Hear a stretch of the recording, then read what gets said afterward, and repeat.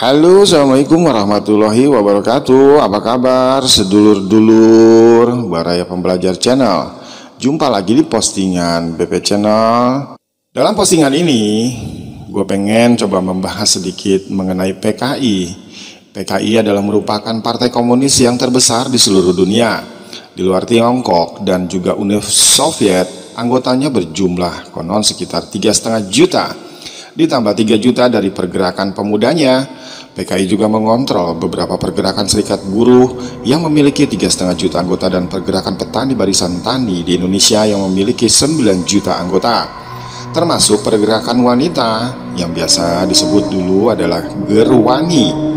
Organisasi penulis dan artis dan juga pergerakan sarjananya, PKI memiliki lebih dari 20 juta anggota dan juga para pendukung partisipannya.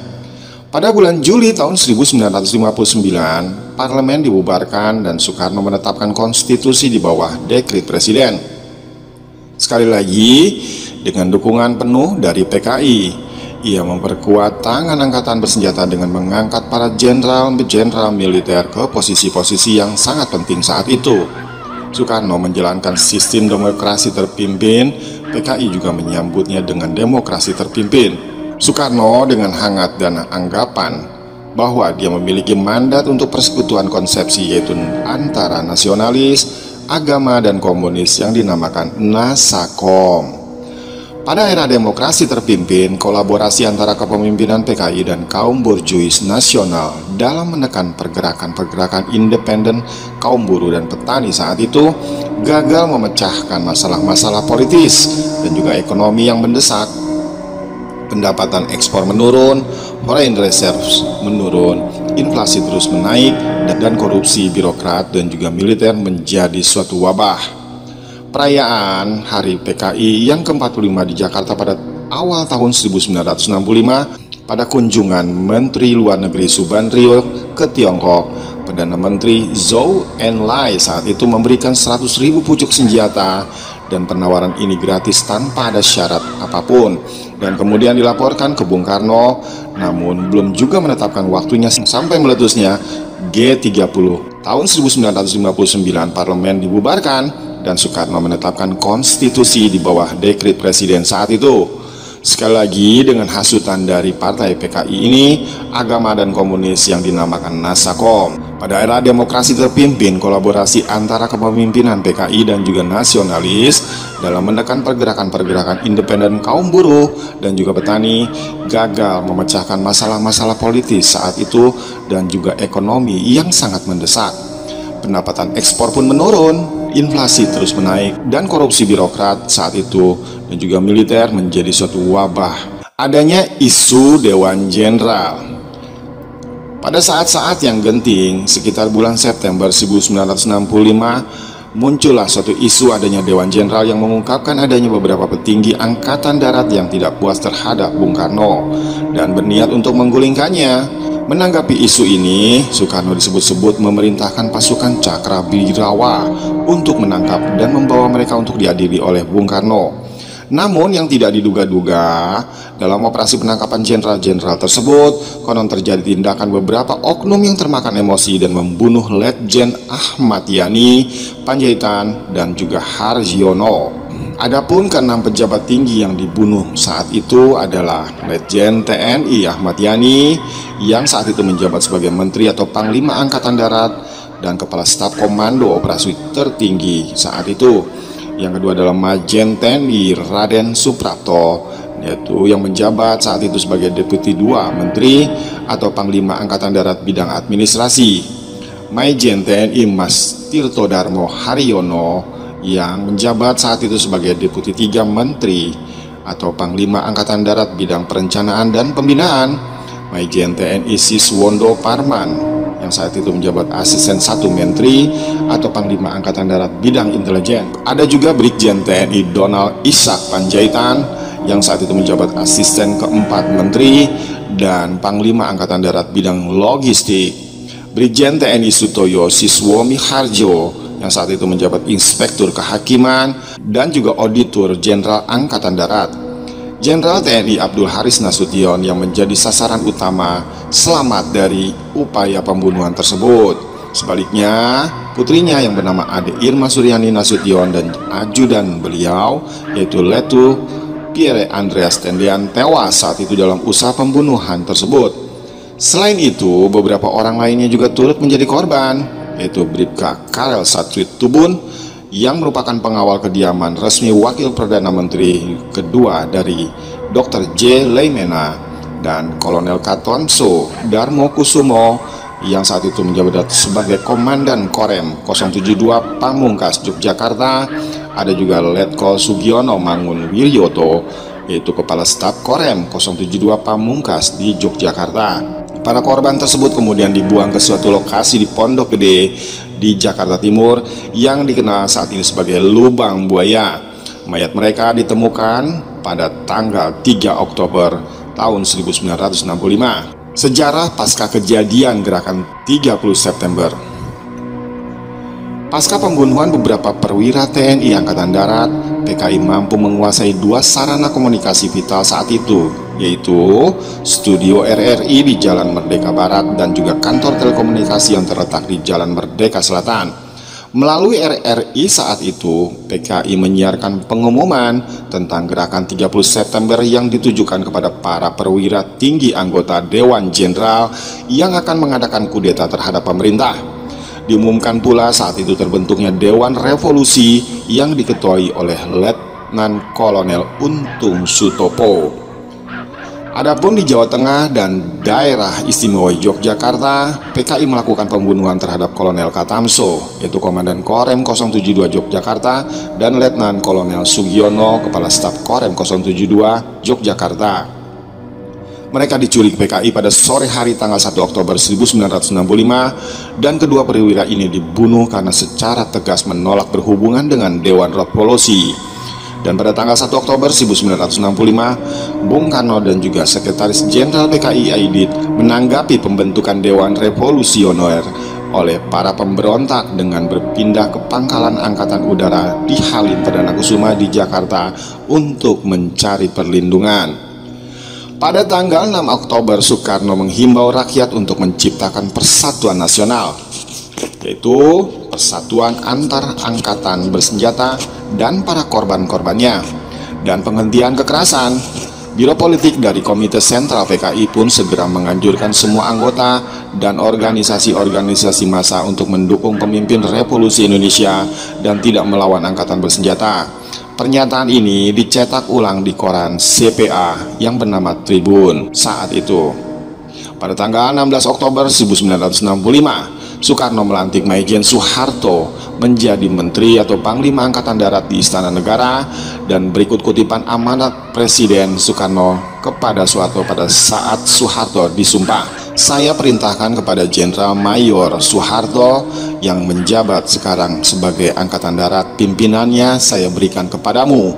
Buatlah Angkatan Darat ini satu angkatan daripada Republik Indonesia. Gerakan penangkapan dan pembantaian. Dalam bulan-bulan setelah peristiwa tersebut, konon semua anggota dan pendukung PKI atau mereka yang dianggap sebagai anggota dan simpatisan PKI, semua partai kelas buruh yang diketahui dan ratusan ribu pekerja dan juga petani Indonesia yang lain dibunuh atau dimasukkan ke kamp-kamp tahanan untuk disiksa dan diinterogasi. Pembunuhan-pembunuhan ini terjadi di Jawa Tengah, yaitu pada bulan Oktober, Jawa Timur pada bulan November, dan juga di Bali, yaitu pada bulan Desember. Beberapa jumlah orang yang dibantai tidak diketahui dengan persis. Perkiraan yang konservatif antara yang menyebutkan 500.000 orang, sementara perkiraan lain menyebutkan 2 sampai dengan 3 juta orang saat itu. Namun diduga setidak-tidaknya 1 juta orang menjadi korban dalam bencana 6 bulan yang mengikuti kudeta tersebut. Pada akhir tahun 1965, antara 500.000 dan 1 juta anggota-anggota dan pendukung-pendukung partisipan PKI telah menjadi korban pembunuhan, dan juga ratusan ribu lainnya dipenjarakan di kamp-kamp konsentrasi tanpa adanya perlawanan sama sekali. Sewaktu regu-regu militer yang didukung dana CIA yang menangkapi semua anggota dan juga pendukung PKI yang diketahui dan melakukan pembantaian keji terhadap mereka, majalah Times saat itu memberitakan bahwa pembunuhan-pembunuhan itu dilakukan dalam skala yang sedemikian sehingga pembuangan mayat menyebabkan persoalan sanitasi yang serius di Sumatera Utara, di mana udara yang lembab membawa bau mayat yang membusuk. Orang-orang dari daerah-daerah ini bercerita kepada kita tentang sungai-sungai kecil yang benar-benar terbendung oleh mayat-mayat saat itu. Transportasi sungai pun menjadi terhambat secara serius. Dan di Pulau Bali pun yang sebelum itu dianggap sebagai kubu PKI, paling sedikit 35.000 orang menjadi korban di permulaan tahun 1966. Di sana, para Tamin atau pasukan komando elit Partai Nasional Indonesia adalah pelaku para pembunuhan-pembunuhan tersebut, dan koresponden khusus dari Frankfurter Allgemeine Zeitung bercerita tentang mayat-mayat di pinggir jalan atau dibuang ke dalam galian-galian dan desa-desa yang separuh akhirnya dibakar, di mana para petani tidak berani meninggalkan kerangka-kerangka rumah mereka yang sudah hangus saat itu. Paling sedikit ada 250.000 orang pekerja dan petani dipenjarakan di kamp-kamp konsentrasi, dan diperkirakan sekitar 110.000 orang masih dipenjarakan sebagai tahanan politik pada akhir tahun 1969. 7 teori G30S PKI. Apakah isu tersebut membuat Soeharto atau Soekarno atau CIA dalam gerakan 30 September ini? Peristiwa gerakan G30S PKI tahun 1965 masih menjadi misteri hingga sekarang. Masyarakat Indonesia masih harus terus bertanya-tanya siapa dalang di balik tragedi berdarah yang merenggut banyak korban jiwa tersebut. Bahkan ada teori di balik G30S PKI yang kemudian akhirnya muncul. Teori yang pertama, dalang G30S PKI adalah PKI sendiri. Menurut teori ini, G30S didalangi oleh tokoh-tokoh PKI dengan cara memperalat unsur-unsur tentara. Teori ini didasarkan dari serangkaian bukti kejadian dan juga aksi yang telah dilakukan oleh PKI di tahun 1959 sampai dengan 1965. Selain itu, terjadinya beberapa perlawanan bersenjata setelah peristiwa G30S yang dilakukan oleh kelompok yang menamakan diri sebagai CCPKI yang terjadi di Blitar Selatan, Grobogan, dan Klaten menjadi penguat dugaan. Teori yang kedua, di balik G30S PKI adalah Soeharto.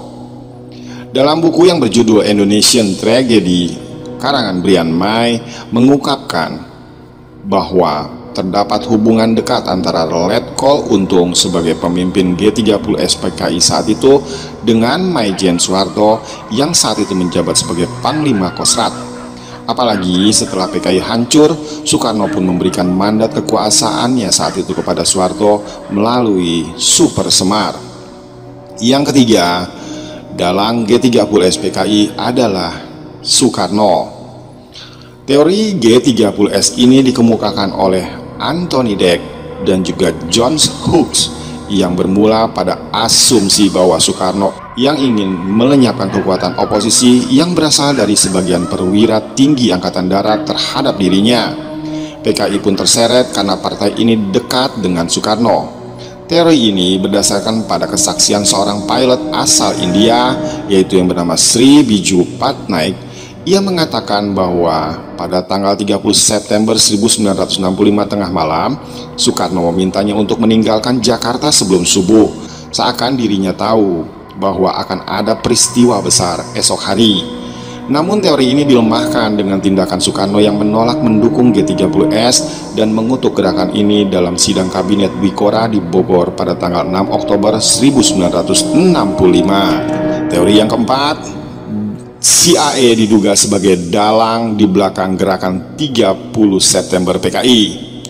Teori G30S PKI ini bersumber dari tulisan Peter Dale Scott atau Geoffrey Robinson.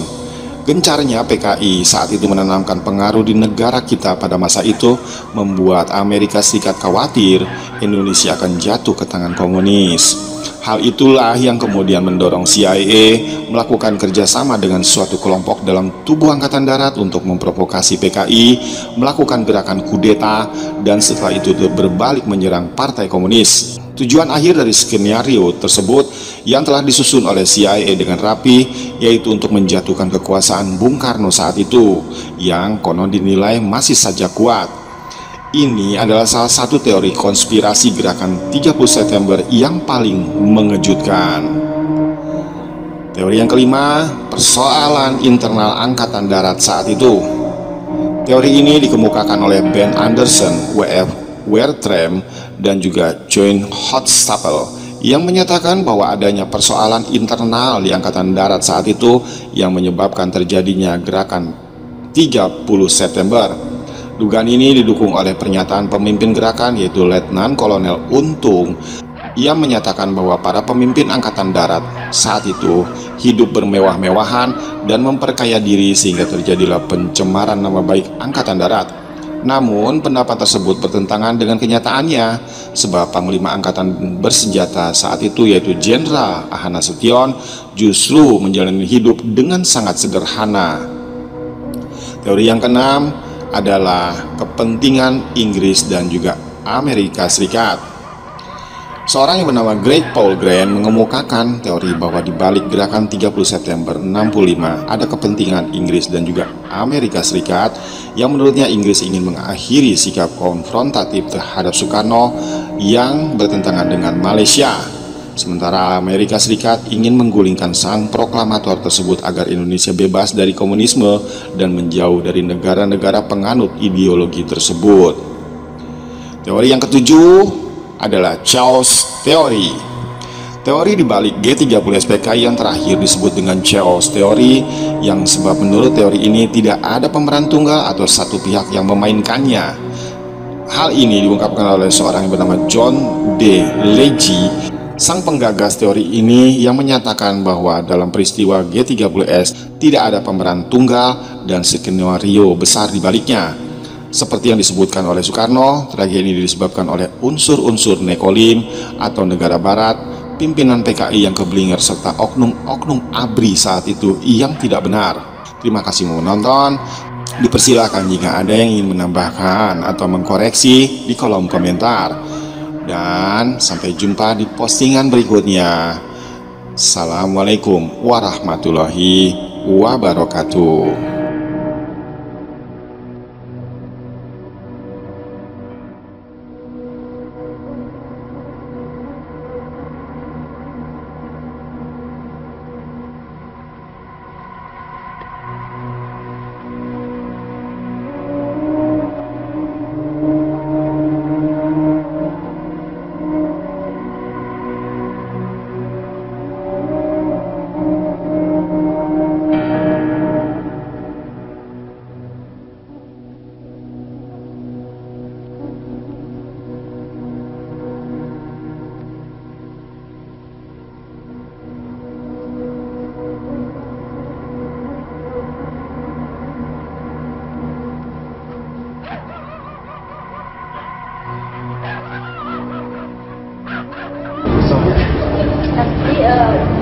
Tapi terbuka, Bu? Ya, dulu terbuka ya. Oh iya. Di tahun berapa? Waktu gerakan 30S, saya hitung dari tempat tidur, kalau ada apa-apa, berapa menit saya bisa lari ke belakang, sampai ke lari halaman dan ke sungai. Ya. Itu rencana Ibu? Rencana Ibu seandainya terjadi sesuatu? Gitu. Saya ada di sini, Bapak juga ada di sini. Emang Ibu perkirakan akan ada apa? Oh.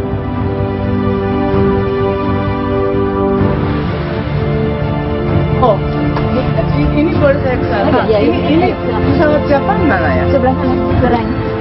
Pesawat Jepang itu. Oh, belakang? Iya, iya. Itu yang sana, Bu. Oh, coba saya sebelah dulu ya. Iya, di sana.